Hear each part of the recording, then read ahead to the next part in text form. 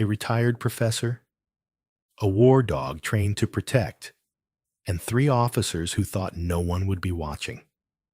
One quiet walk at sunset turned into a national reckoning because when they tried to corner her, they didn't know. She'd spent her whole life preparing to stand.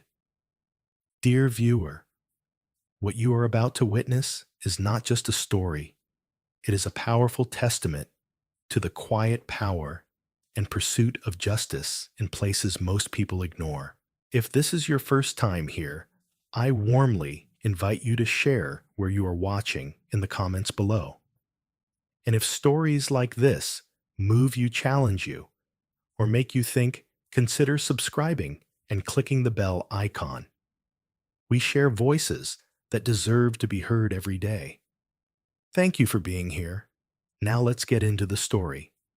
Under the fading glow of a Santa Barbara sunset, Eleanor Jameson clipped the leash onto her dog's collar with a steadiness that masked the storm within her. The breeze rolled off the Pacific in lazy waves, brushing salt against her cheeks, while the sky melted from gold into a bruise-colored purple. It should have been a perfect evening, just like the hundreds before it. But tonight the stillness didn't soothe her. It warned her. Titan stood tall beside her, a hulking Belgian Malinois, with eyes too intelligent to be mistaken for anything less than a soldier. He wasn't just a pet. He was a living legacy. Her late wife, Camille, had trained him before cancer took her. Camille had been everything: an Air Force handler, a protector, a stubborn believer in Eleanor's quiet strength. Titan had been Camille's final project, and when the military deemed him too sensitive for combat, Camille had brought him home instead. "That a dog doesn't follow commands," she'd once whispered with a wink. "He follows hearts," and Eleanor's was the only one left to follow. She reached for the necklace that never left her skin. Camille's dog tags still warm from the touch of her chest. Each step she took down the winding trail along the Santa Barbara cliffs felt heavier lately. Not because of age, Eleanor was stronger than most women half her age, but because something in the air had changed. A current had shifted. There were fewer waves from neighbors, now more lingering stares, more silence. Titan walked with a grace that belied his power, ever watchful, scanning every porch, every alley, every car parked too long on the wrong side of the street. He stopped short at the corner near Mission Ridge, ears twitching. Eleanor followed his gaze. A black and white patrol car idled 2 blocks down, lights off, engine running. She narrowed her eyes. That cruiser hadn't been part of this neighborhood for long. Neither had the men inside it. She turned away, telling herself what every black woman in America has been forced to believe. At some point, keep moving. Don't give them a reason. Don't make eye contact. Don't give fear a place to settle. But fear doesn't need permission. It finds cracks in armor you thought was impenetrable. A voice in her head, Camille's, echoed firm as ever. "Walk like you own the ground, Elle. Walk like they can't erase you."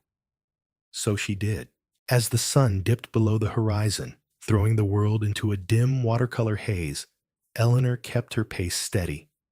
Each footfall a memory, each breath a refusal to shrink. She wasn't walking just to stretch her legs. She was walking to remember who she was when the world tried to forget. What she didn't see, what no one did, was that 3 men in uniform had already marked her. Not as a neighbor, not as a woman, not even as a citizen, as a problem. The town of Santa Barbara didn't like its problems loud. It liked them silent, out of sight.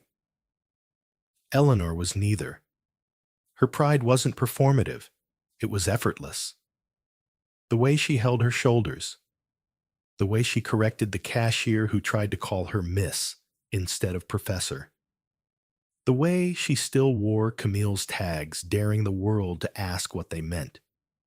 She was a relic of a world some men hated, one where black women didn't apologize for existing. And the men in that car, they noticed. It began 3 weeks ago. Subtle. The same cruiser slowing just a little too much when she passed. The same trio of officers who suddenly seemed to be everywhere at the gas station, at the dog park, leaning on their cruiser just around the corner from her home, doing nothing but watching. Clay Brenner, the sergeant, with the politician's smile and a bitterness he carried like brass knuckles. Matt Riley, too green to know better, too scared to walk away. And Drew Watkins, the type who laughed just a second too long when someone else was hurting. They never said much. But then again, intimidation didn't always need words. Tonight, they didn't drive away. Titan's growl started low. A warning. Eleanor's fingers tightened on the leash. She didn't look back, didn't flinch. But she knew. She was being hunted. And for the first time in years, she felt it in her bones. This was no longer about a walk. This was no longer about routine. This was a test of her presence, of her voice, of her right to exist proudly publicly without asking permission. What those men didn't know, what they'd failed to see in all their watching, was that Eleanor Jameson had been fighting her entire life. For a seat in classrooms that weren't built for her. For promotions that had her working twice as hard for half the recognition. For a marriage most of this country still refused to fully respect. She'd buried her wife with one hand and stood tall with the other. She had no more room for fear, only room for resolve.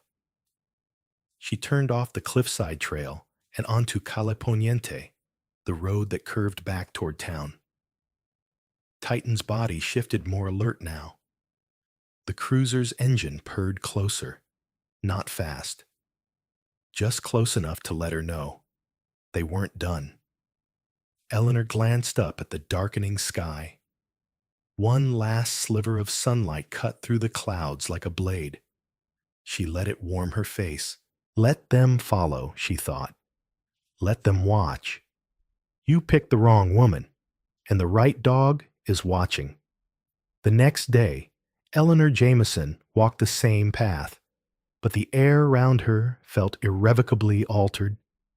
The trail didn't hold the same peace it once offered.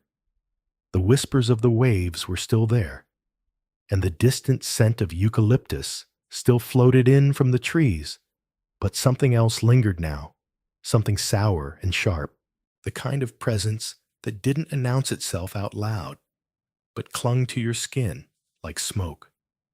Titan walked slightly ahead of her, his stride, deliberate ears perked, always sensing more than she could. He wasn't tense, not yet, but he was listening, reading the invisible. Eleanor followed his rhythm, her fingers curled tightly around the leash, her other hand brushing the metal tags that hung just below her collarbone. Camille's tags. They felt heavier today. She had slept restlessly the night before. Every creak in the floorboards pulled her awake. Every groan of the wind felt like a presence on the other side of her window. But she rose that morning like she always did, with her dignity intact. That was the one thing the world had never been able to steal from her. It was the thing Camille had most admired about her. As Eleanor turned onto Olive Street, she spotted the patrol car again.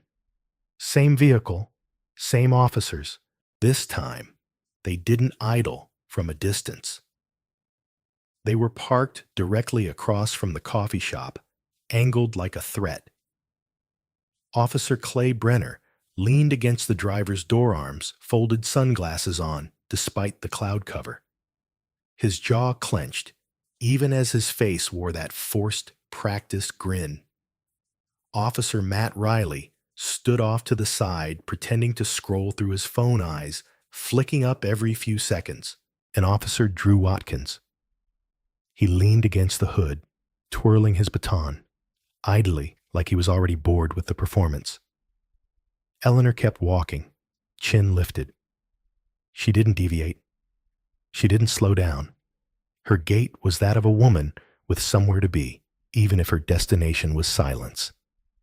"Morning," Ma'am Clay called as she approached, his tone mocking politeness, so thin it may as well have been scorn. She didn't stop. "Officers," she replied with a calm that was almost defiant. "Walking that big old dog again," Drew added, flicking the baton against his thigh. "Hope he's not too much for you." Titan turned his head, just slightly recognizing something beneath the tone. Clay took a slow step forward, resting a hand on his duty belt. "Pretty dog. What's he trained for?" Eleanor stopped then, just for a moment. Not because she was intimidated, but because this was no longer passive. This was performance. "He's trained to protect," she said, turning her eyes to Clay, "and to recognize danger."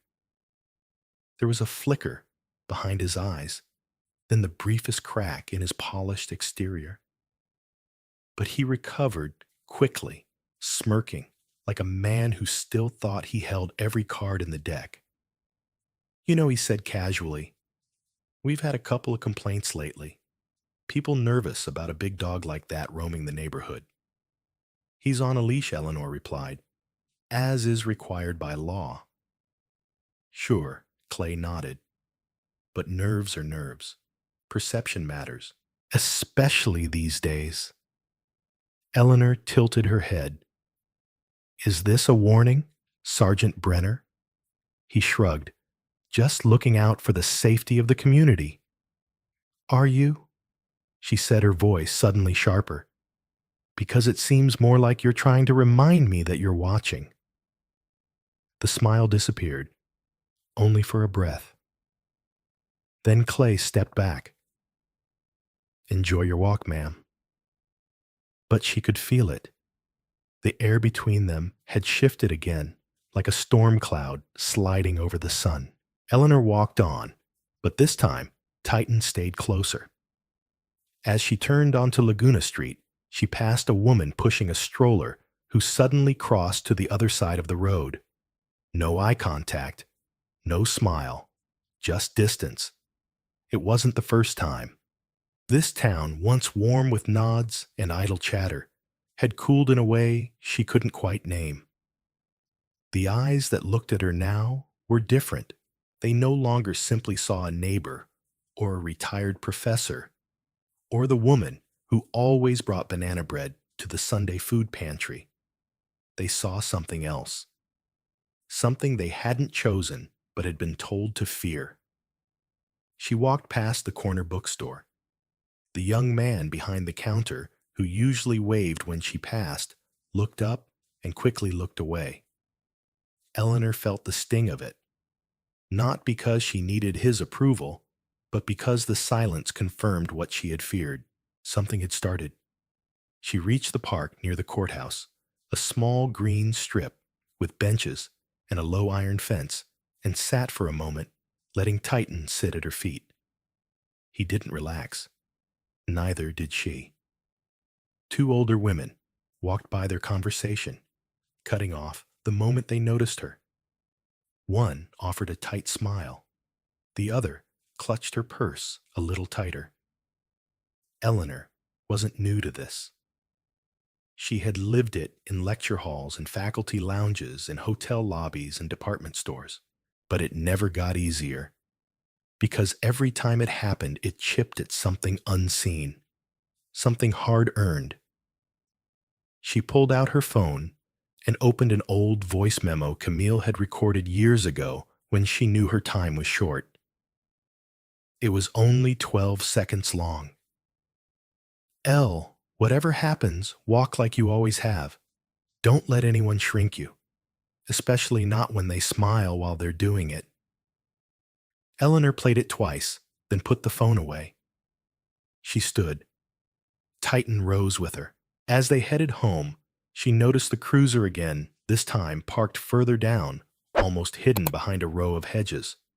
Watching, they were studying her now, not just following, not just patrolling, studying. And Eleanor knew exactly what they were looking for. Fear. She would not give it to them. But the silence around her was no longer quiet. It was listening, and it was sharpening its teeth.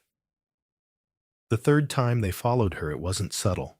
Eleanor Jameson had taken Titan along a quieter route that evening, one that curved behind the old mission church and snaked through a gravel path surrounded by oaks. It was where Camille used to take her during the early days of their relationship, back when they were still learning how to be visible without apology. The path had always felt sacred, a stretch of earth that had never asked Eleanor to shrink. That made what happened next all the more bitter. Titan paused first, his body stiffened, and his tail straightened no longer, wagging gently as it had just moments before. Eleanor stopped immediately, her fingers tightening on the leash. She turned her head slightly enough to catch the glint of headlights behind her. The cruiser was there again. This time, it didn't idle.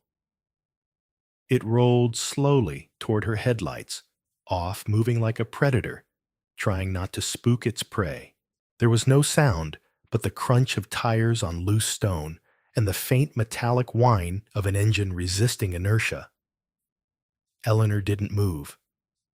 Clay Brenner was behind the wheel. Drew Watkins sat in the passenger seat, and Matt Riley leaned forward from the back seat like a child watching something he didn't fully understand. The car stopped 10 feet away. Eleanor glanced around. No one. The mission grounds were empty, and the sun had nearly disappeared. The quiet here, which used to feel holy now, throbbed like a warning. Clay got out first, smoothing his uniform shirt, as if preparing for a speech. Drew followed, cracking his knuckles, the baton already in his hand, though still resting at his side. Matt stayed back, his face pale through the windshield. Clay smiled. Evening again, Miss Jameson. Beautiful night, isn't it? Titan growled low, a sound that started somewhere deep and ancient. Eleanor didn't look away from Clay. You're not here to talk about the weather, she said. Clay walked closer. You've got it wrong, he said. We're just making sure everyone feels safe around here. Are you? Eleanor asked. Because I don't. Clay feigned a laugh, turning to Drew. You hear that? She says we're making her nervous. Drew didn't laugh. He stepped to the side, beginning to slowly circle her. Eleanor turned with him, keeping Titan between them. You're not allowed to do this, she said firmly. Clay shrugged. We're not doing anything. Yet. Drew stepped closer. Mind if I see that chain? He asked, nodding at the tags around her neck. They're not yours to see, Eleanor replied. He reached out anyway. Eleanor didn't flinch. She had known this moment was coming.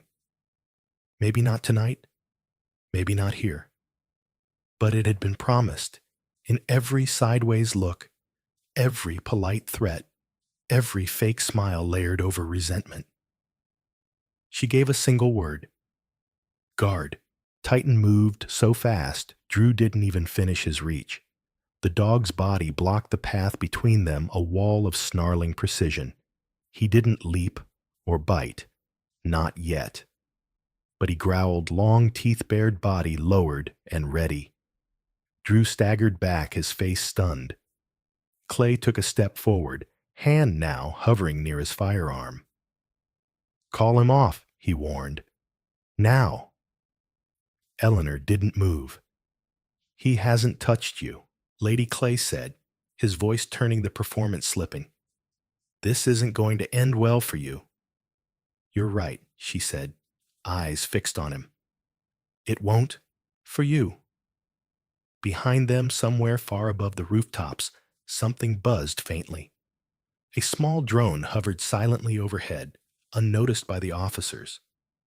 A teenage boy named Jordan Ellis had launched it an hour earlier, testing his new gimbal. He hadn't expected to capture anything, but when he saw the cruiser stalking Eleanor, he had started recording. Below, the tension fractured. Drew tried to recover his bravado. "You really think that dog's going to save you?" "No," Eleanor said calmly. "I don't need saving." Clay took another step. "We can say you sicked him on us, that you felt threatened, that he snapped." Eleanor looked down at Titan, who hadn't moved, every muscle still holding. "And your body cams," she asked, "are they conveniently off tonight?" Clay didn't answer. Then she said something that made all three of them hesitate. "You may have power, Sergeant, but I have something you don't." Clay scoffed. "What's that, witnesses?" She didn't look up, didn't need to, but she knew someone was watching, because someone always was. If not this boy with his drone, then someone else. A neighbor, a stranger. The kind of person who, like her, had grown tired of pretending not to see. Drew's eyes darted to the rooftops, finally hearing the faint hum. "Shit," he muttered. Clay turned to look, saw the blinking light, and cursed under his breath. Eleanor didn't wait. "Tighten," she whispered. "Heel." The dog relaxed just enough to take his place at her side, still alert, still brimming with fury, barely contained. Eleanor walked past them, her steps measured, each one deliberate. Clay didn't move. Neither did Drew. Matt Riley stepped out of the cruiser, then slowly looking like he'd seen a ghost. He watched her go with something that looked a lot like regret. "You good with this?" he asked his partners quietly, but they didn't answer. Eleanor didn't look back, not even once. Later that night, Jordan would upload the footage. No voiceovers, no edits, just raw film. The silent predator crawl of the cruiser, the slow surround, the sudden change in Titan's posture. The moment Drew reached, the moment Eleanor commanded. The frozen expressions of three officers who had clearly expected no resistance, no cameras, no accountability. The video would be seen, shared, discussed. But that was all to come. In that moment, walking home through the dim light with Titan at her side, Eleanor felt her pulse finally start to settle. Not because she was safe, but because she had chosen not to shrink. Loyalty doesn't bark until it has to. And when it does, it speaks with teeth. By sunrise, the next morning, Eleanor Jameson's name was on more tongues than she could count. Not because she'd spoken at a rally or written some searing op-ed, but because someone had finally seen what the silence had allowed to thrive. The drone footage uploaded by Jordan Ellis spread faster than gossip on a Sunday. It was raw, grainy, but unmistakable. Three officers in a cruiser confronting a lone woman with her dog, the escalating tension, the command, the restraint. It was all there. And once it was out, there was no putting it back. Within hours, the footage had over 10,000 views. By noon, a journalist from a regional news outlet reached out. That same afternoon, Walk with Eleanor started trending across local feeds. Strangers reposted the video with quiet fury. Others left comments that split like cracked glass down the middle. Brave, unbelievable courage. She's making it about race. She escalated it. She had that dog trained to attack. Thank God someone finally showed what those officers are doing. The town of Santa Barbara, once comfortably apolitical in its perception of itself, was cracking open, and everyone was being asked quietly, uncomfortably, to pick a side. Some didn't want to. Some wished the whole thing would disappear. Others couldn't help but stare, unable to look away from the image of Eleanor standing with Titan refusing to shrink. Eleanor didn't check the internet. She didn't need to. The reactions were already making their way to her doorstep. When she stepped onto her front porch the next day, coffee in hand, Titan by her feet, a car slowed as it passed. The driver didn't wave, didn't smile, just watched her through the window, eyes hard and unreadable. Down the street, her neighbor Gail, who once brought over fresh oranges every other Sunday, crossed to the far sidewalk with her grocery bags. Didn't stop. Didn't meet her gaze. At the same time, a boy on a bicycle, someone she didn't recognize, shouted, "We got your back." Ms. Jameson before pedaling off, like he'd just told the truth too loud. She appreciated that. But the divide wasn't about volume. It was about proximity. Eleanor could feel it now, everywhere she went. The way people measured their distance from her like it meant something, as if acknowledging her too fully would force them to confront the reality of what they'd seen on screen. Some of them believed her. Some of them believed the silence. She took Titan to the weekly Veterans Brunch on Thursday, an event Camille had helped organize for years before her death.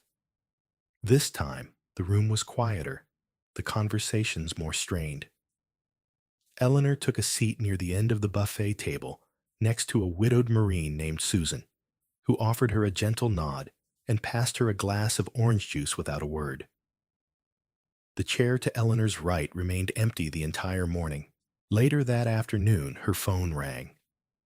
It was Deputy Mariah Lake. Eleanor Mariah said, her voice quiet but firm. "I just left a meeting with the district attorney. We're officially opening an investigation. And Layla Carson, she's taking point." Eleanor set her mug down slowly. "You're moving forward." Mariah paused. "We have to. The footage. It's damning. But so are the patterns we're uncovering." "Patterns?" Eleanor asked. "They've been stopping people. Black residents mostly. Questioning them without cause. The difference is you had a witness. And a dog who didn't back down. There was a beat of silence between them." "What does that mean for me?" Eleanor finally asked. Mariah exhaled. "It means things will get louder before they get better." That night, someone spray painted the word liar across Eleanor's mailbox. The next morning, a bouquet of yellow tulips showed up on her porch, no note attached.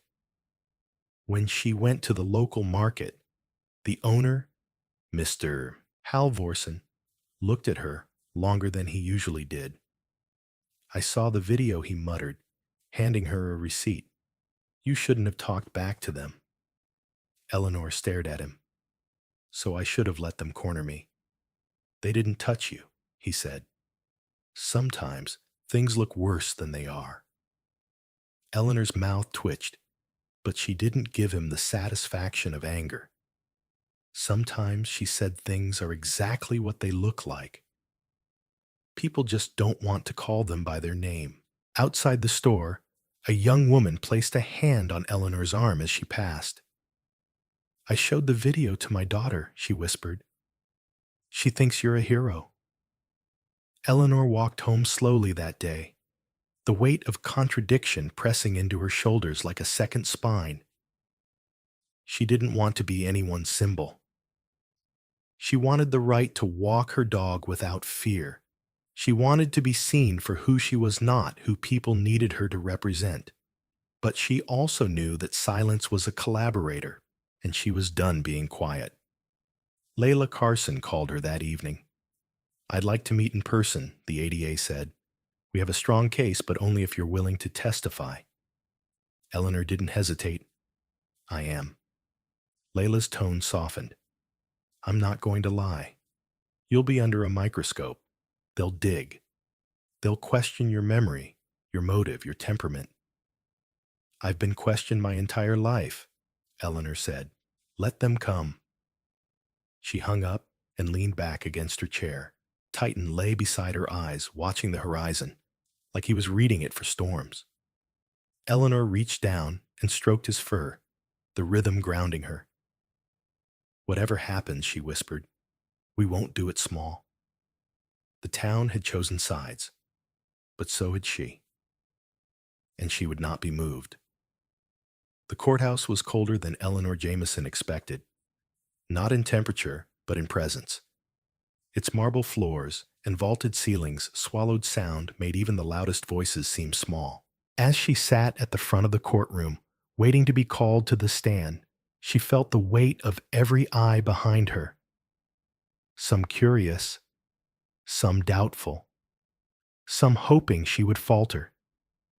Titan wasn't allowed inside, but she could almost feel him outside those walls, as steady as he'd always been.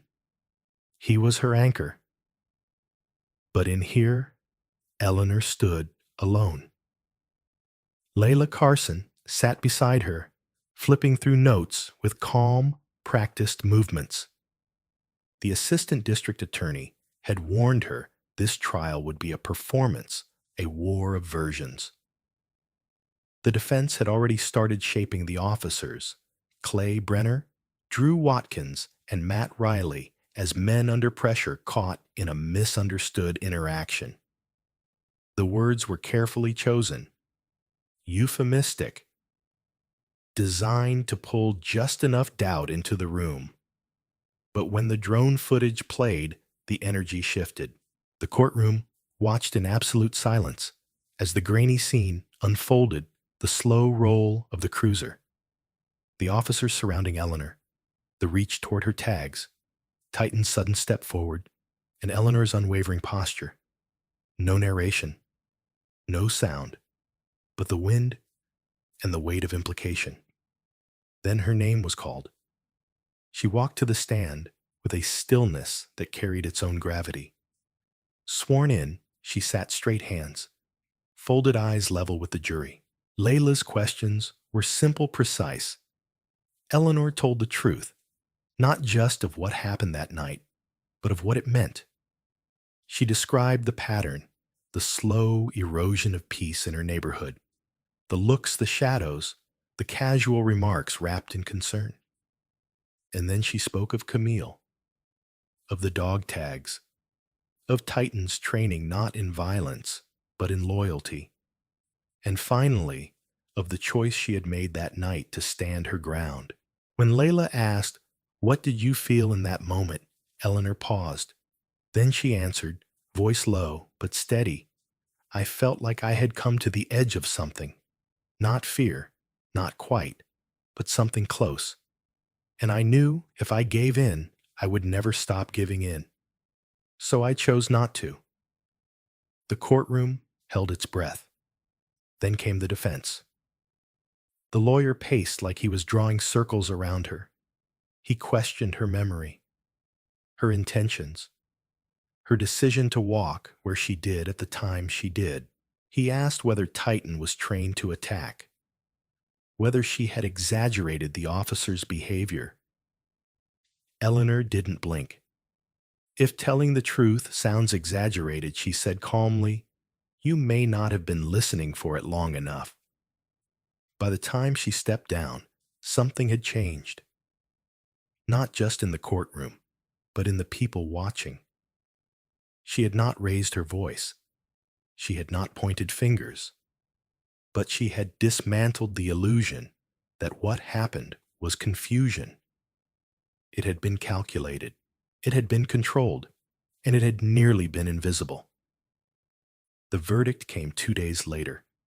Guilty. On all counts. Clay Brenner's expression didn't shift as the words were read. Drew Watkins looked away. Matt Riley sat with his hands-clenched eyes wet with something that might have been shame. Eleanor didn't cry. She didn't smile. She just breathed deeply, fully for the first time in weeks. Outside the courthouse, Titan was waiting. When she stepped into the light, he rose and came to her without hesitation. She crouched beside him, pressed her forehead to his. "We did it," she whispered. "We held the line." And in that moment, with the fire behind her and the wind in her lungs, Eleanor Jameson felt something she hadn't in a long time. Free. Eleanor Jameson didn't set out to become a symbol. She was simply a woman walking her dog, honoring the quiet ritual she'd built in the wake of grief, grounding herself in memory and movement. But sometimes, history finds us in the moments we least expect and demands we choose who we are. When the officers began their slow campaign of intimidation, Eleanor could have chosen silence. She could have walked a different route. She could have convinced herself that fear was just a misunderstanding. But she didn't. She kept walking. She didn't run. And she didn't let the weight of their presence reshape the lines of her dignity. What started as a routine evening stroll became a confrontation with the very systems designed to keep people like her in their place. The footage that captured her encounter didn't just show a dog growling or a woman refusing to step back. It revealed something deeper, the courage it takes to resist when power expects your submission, and the quiet rebellion of choosing not to disappear. Eleanor's strength wasn't loud. It wasn't theatrical. It didn't come from speeches or slogans. It came from presence, from discipline, from history, and it came from love. Love for the partner she lost for the dog she still had, and for the self she refused to abandon. Titan was more than a protector. He was the last gift of a woman who believed Eleanor would never need saving because she'd always been strong enough to stand. When the town turned and people began choosing sides, Eleanor didn't try to convince everyone. She didn't chase applause or beg for understanding. She spoke when it mattered. She testified when it counted. And in doing so, she forced a community and a justice system to see what it would rather ignore. In the end, the court found the officers guilty. But more importantly, the world saw a truth that could not be unseen, that bravery doesn't always roar. Sometimes it walks. The lesson here is clear and vital. We live in a world where injustice often wears a polite smile, where intimidation comes dressed as concern, and where silence is too often mistaken for peace. Eleanor's story reminds us that integrity is not just what we believe in private, but what we are willing to stand for in public, even when no one is clapping. So ask yourself, where in your life are you being called to stand your ground? Maybe it's in your workplace. Maybe it's in your neighborhood. Maybe it's simply in how you show up for others who are being silenced. Whatever it is, let Eleanor's story remind you that dignity is not a gift. It's a decision. If this story moved you, if it made you feel something deep in your chest, then do us a favor, subscribe to the channel. Hit the notification bell, share this story, and help us continue to bring light to voices that need to be heard. Because stories like Eleanor's aren't just meant to be watched. They're meant to be remembered and repeated.